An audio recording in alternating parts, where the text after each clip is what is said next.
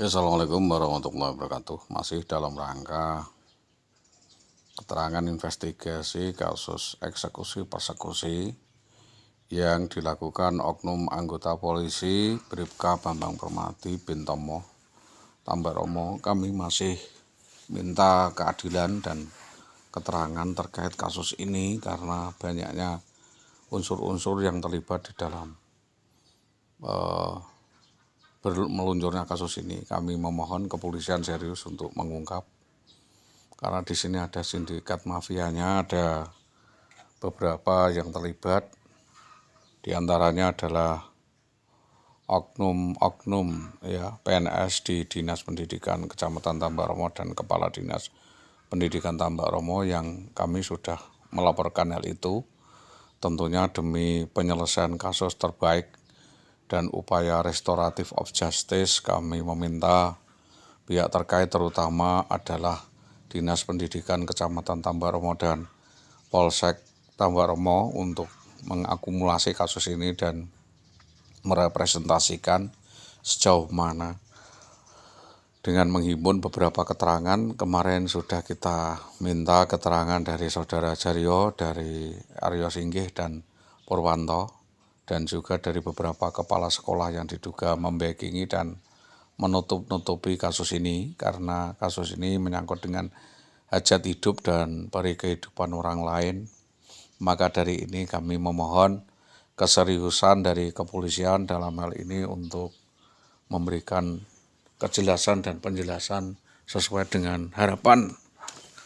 Setelah beberapa hal yang kami sampaikan itu mengkerucut, tentunya kami mengharapkan beberapa hal yang sangat perlu kita sampaikan berkaitan dengan delik-delik yang kami sampaikan dan proses yang seolah-olah ditolak, yaitu diperlukan kita untuk duduk bersama di dalam rangka untuk menyelesaikan kasus ini, yaitu untuk saling tukar informasi, mengawal penyelesaian kasus dan timbal balik dari penyelesaian kasus itu sendiri.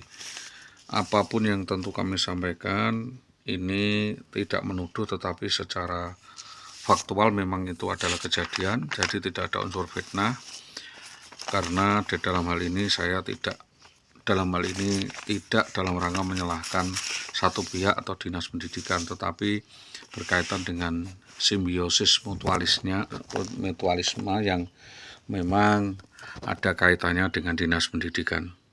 Jadi saya sama sekali tidak bermaksud untuk menyalahkan dinas pendidikan, tetapi kodifikasi dan tuntutan di dalam berperkara memang diperlukan penggunaan wewenang, termasuk reward and punishment, karena tentunya bagi yang bersalah, baik itu pribadi maupun organisasi, tidak boleh melempar-lempar wewenang, melempar-lempar kasus, dan masalah ini dapat diungkap secara transparan, tegas, tidak bisa diarahkan kepada satu orang saja. Tetapi tentunya hal ini dapat dituntut untuk dapat menjalankan perintah hukum, menjelaskan proses hukum dan penyelesaian atas kasus-kasusnya. Saya dalam hal ini berharap bahwa hal-hal yang mungkin tidak jelas, tidak fokus, tidak produktif, kontra memori yang kami sampaikan dan kontraproduktif yang dilakukan oleh para pihak, sekalipun itu mungkin kontraproduktif, dapat diakomodir, atau hal yang tidak ada kaitannya dengan status perkara untuk dapat di fair sharing, tetap dihimpun, walaupun di deponer tetap dikoordinasikan dengan BKD, Inspektorat, Dinas Pendidikan, dan Kepolisian agar tidak terjadi kerancuan di dalam penanganan perkara. Kembali saya tegaskan bahwa setiap opsi itu memiliki kepentingan tersendiri dan memiliki pola penanganannya tersendiri. Di antaranya opsi pertama yang saya sampaikan adalah berkaitan dengan penanganan dan pengalihan alas. Tentunya di Polsek Winong memiliki opsi tersendiri bagaimana penanganan kasus ini, sedangkan di Gabus ini berkaitan dengan kekerasan dan persekusi serta eksekusi yang dilakukan oknum anggota polisi sebagaimana kami sampaikan. Sedangkan di Polsek Tambak Romo kami meminta kasus ini diminta untuk melakukan penyelidikan berkaitan dengan pelanggaran dan penyalahgunaan hak atau wewenang jabatan. Sebagaimana peraturan yang kami sampaikan, kami himpun, kami berikan ini berkaitan dengan Badan Kepegawaian Negara, yaitu hukuman disiplin bagi PNS yang terbukti melanggar PP nomor 1083 dan PP 45 tahun 90, yaitu tentang izin perceraian dan perkawinan PNS. Ini sehubungan dengan beberapa pernyataan mengenai penerapan hukum disiplin baik bagi PNS yang melanggar ketentuan dan perceraian dan lain sebagainya. Maka sesuai dengan pasal tersebut, tentunya PNS yang melanggar salah satu atau lebih kewajiban ketentuan nomor 2 ayat 1 ayat 2 dan pasal 2 ayat 1 tidak melaporkan perceraian dalam waktu selambat-lambatnya 1 bulan terhitung mulai terjadinya perceraian, tidak melaporkan perkawinannya dalam jangka waktu 1 tahun tentu sejak perkawinan tersebut dilangsungkan, dapat dijatuhi hukuman disiplin PNS berat, yaitu pelanggaran berat atau pemecatan dari PNS. Yang selanjutnya, PNS wanita yang melanggar ketentuan 2, yaitu melakukan kumpul kebo atau hubungan kelamin dengan lain jenis atau perselingkuhan, dapat ditentukan pasal 12 pasal 5 ayat 2, yaitu melanggar pasal 12 dijatuhi sanksi salah satu hubungan disiplin berat PP nomor 30 tahun 80 tentang peraturan disiplin PNS. Ini dapat jadi melanggar dijatuhi hubungan disiplin, pemberhentian tidak dengan hormat. Ini pasal 4 ayat 1, yaitu perempuan bersuami lebih dari seorang. Jadi PNS ini menolak melaksanakan ketentuan pembagian gaji sesuai ketentuan pasal ini. PNS yang menolak, ya katanya PNS yang menolak melaksanakan ketentuan pembagian gaji sesuai ketentuan pasal 8 dijatuhi salah satu hukuman disiplin berat berdasarkan PP nomor 30 1980 tentang peraturan disiplin PNS bab 2 6 10 14. Jungto tata cara jenjang penjatuhan hukuman disiplin berdasarkan ketentuan pasal 15 dan atau pasal 16 peraturan pemerintah ini dilaksanakan sesuai dengan PP nomor 30 tahun 1980 tentang peraturan disiplin PNS, yaitu penyerobotan alas hak.